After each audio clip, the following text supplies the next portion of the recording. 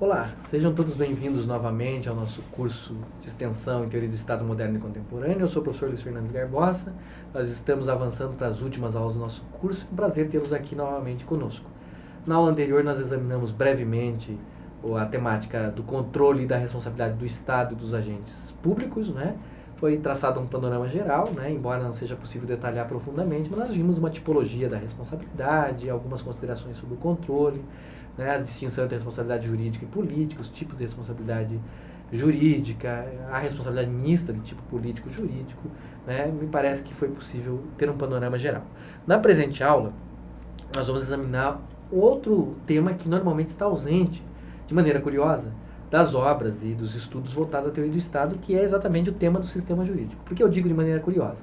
Porque o sistema jurídico é um dos componentes essenciais de um Estado. Uma das características do Estado é justamente, como nós vimos, ele tender a monopolizar o poder político. Significa que, com base naquela ideia de soberania, ele exerce o poder de império com exclusividade, normalmente dentro do seu território, excluindo outras autoridades superiores a ele, né, ou exteriores a ele. E uma das decorrências desse poder de império é exatamente a capacidade de criar, com exclusividade, as normas jurídicas. O Estado moderno tem uma das suas características fundamentais em monopolizar a produção do direito. A produção do direito, ao longo da história da humanidade, ela foi uma produção feita por vários órgãos. Existiam normas jurídicas que eram criadas pela sociedade por meio do direito consuetudinário ou costumeiro, de maneira espontânea. Existiam normas que eram criadas por certos organismos sociais, como corporações de ofício, por exemplo, na Idade Média, né, e mesmo no início da modernidade, né, que tinham competência para criar certas normas. Existiam normas da igreja, normas de direito canônico, por exemplo, que regulavam certos aspectos da vida das pessoas. Então existia uma série de fontes do direito ao longo da maior parte da história. Né? As fontes estatais, as leis, as decisões judiciais, eram uma fonte ao lado das demais. Né?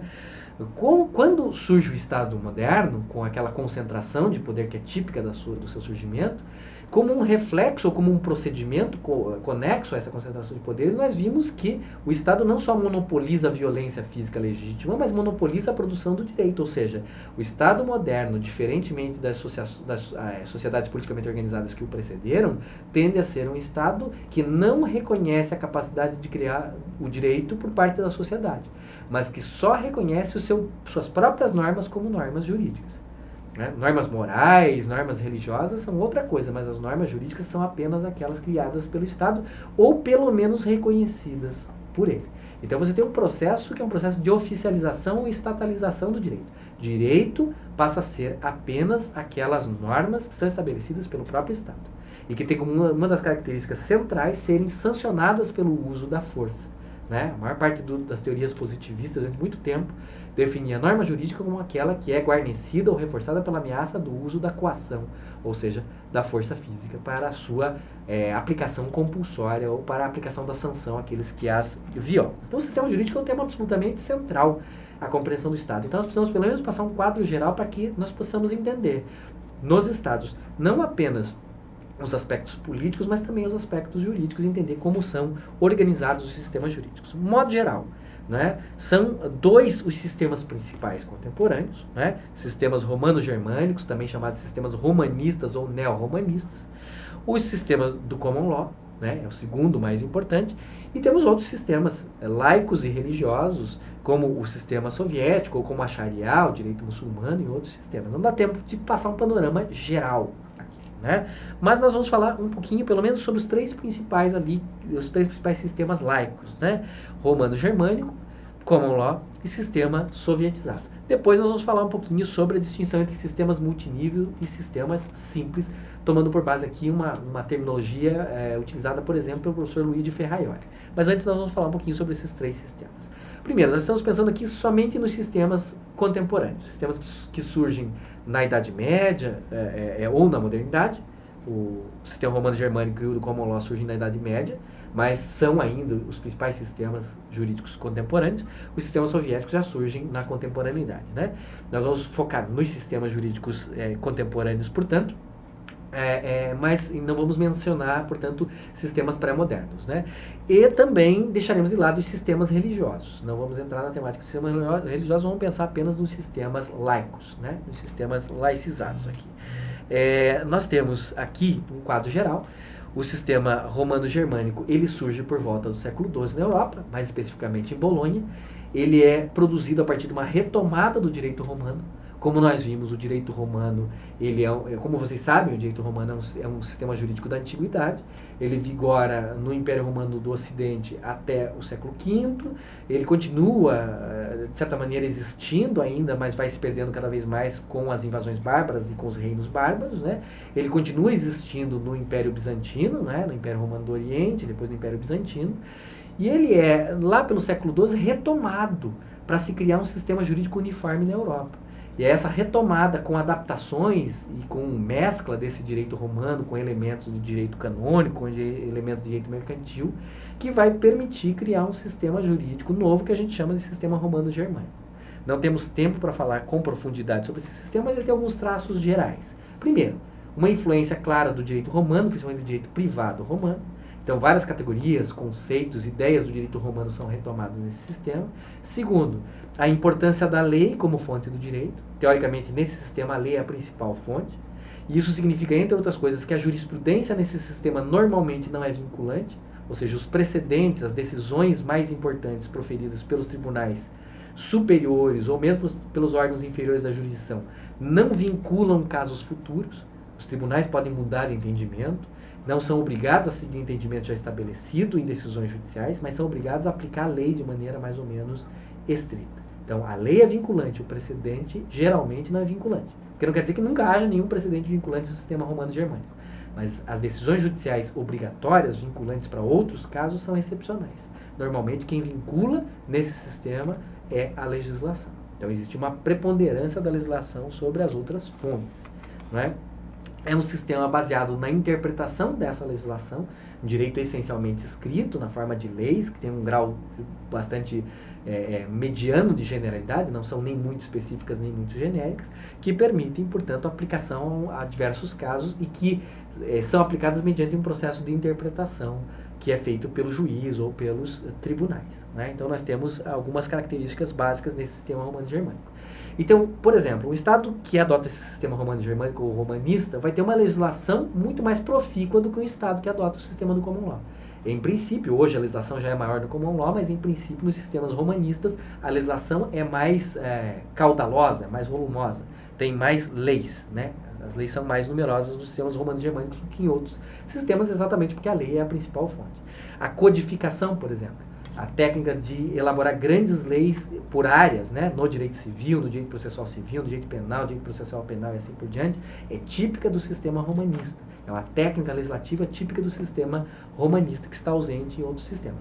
Então, vejam, o sistema jurídico de base que é adotado em cada Estado, adotado por cada Estado, vai influenciar fortemente o direito, que é uma prerrogativa estatal. O Estado monopoliza a produção do direito na modernidade e na contemporaneidade. Então, nós temos aqui, nos sistemas romanistas, um sistema jurídico de característica diferente dos sistemas do common law.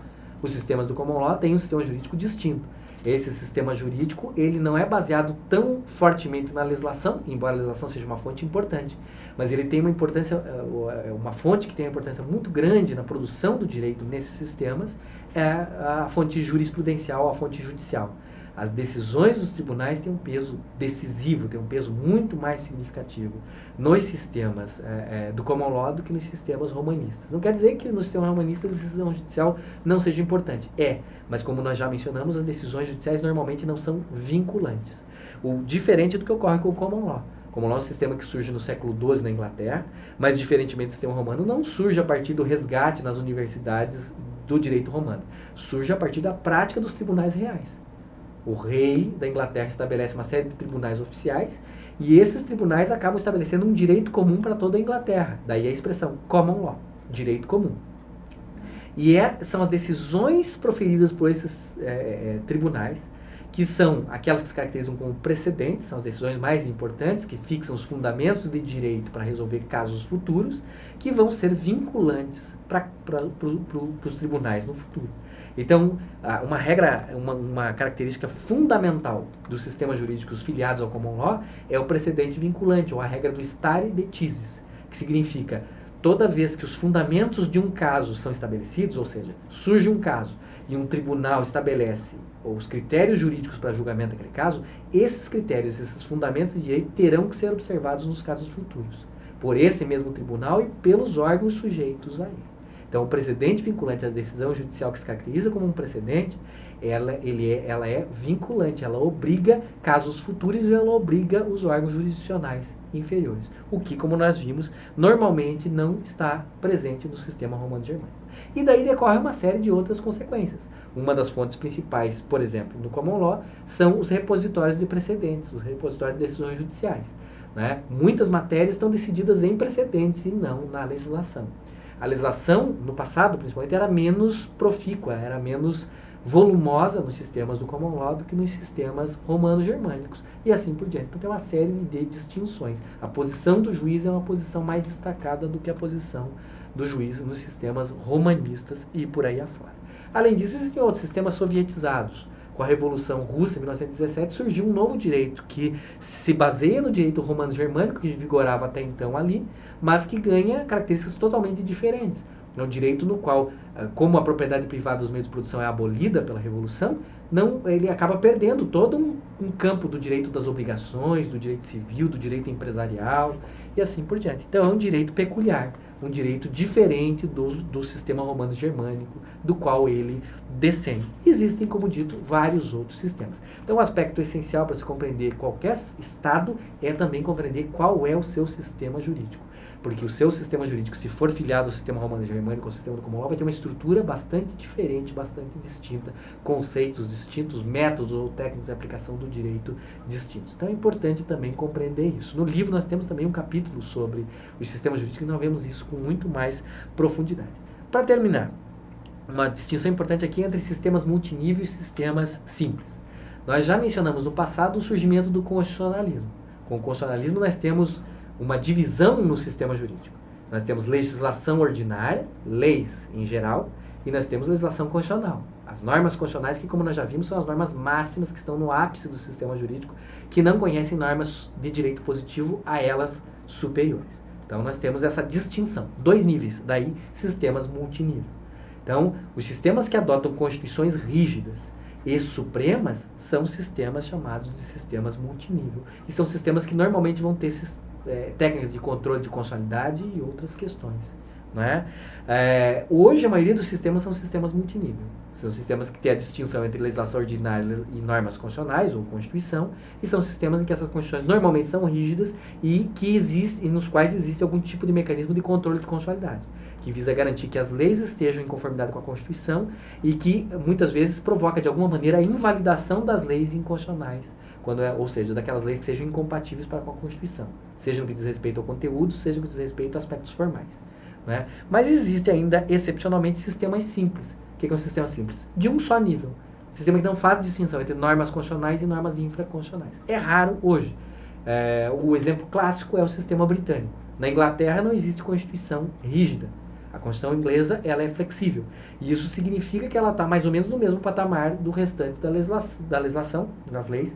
Isso significa que se o parlamento britânico aprova uma lei contrária a uma norma que é considerada parte da Constituição britânica, não se diz que essa lei é inconstitucional e inválida. Ao contrário, essa lei revoga aquela norma constitucional. E, além disso, não existem mecanismos de controle de constitucionalidade, nem políticos nem judiciais. Ou seja, essa lei que revoga a Constituição também não é sujeita a nenhum tipo de controle. Perceberam? É um sistema de um nível só. A Constituição está no mesmo nível das demais leis e, portanto, se vê uma lei contrária à Constituição, revoga a Constituição.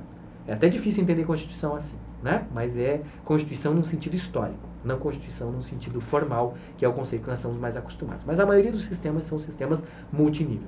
O sistema jurídico está dividido no nível da constitucionalidade e no nível da infraconstitucionalidade. Isso tem uma série de consequências no que diz respeito a controle de constitucionalidade, órgãos de controle e mecanismos de controle.